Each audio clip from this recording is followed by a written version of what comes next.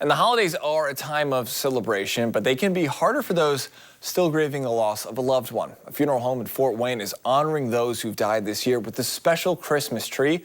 Fox 55's Kelsey Mannix spoke with a woman whose mother's name is on the tree about how she's coping and what she'll be doing to remember her. Lindsay Melkai lost her mother suddenly just before Thanksgiving of last year.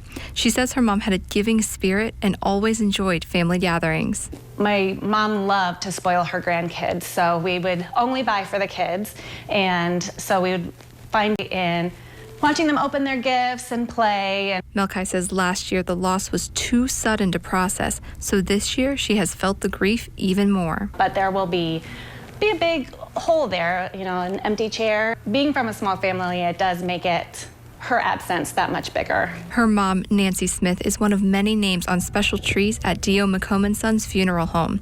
The theme is cardinals, which has a special meaning when it comes to loved ones who have passed away.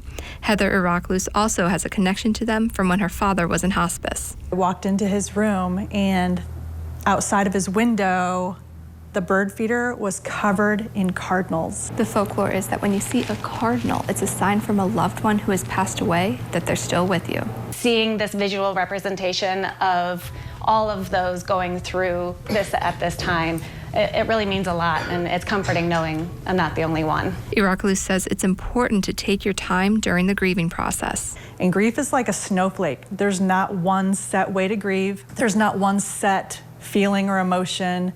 It comes in waves. Sometimes it'll be hard. Sometimes it'll be, not as hard.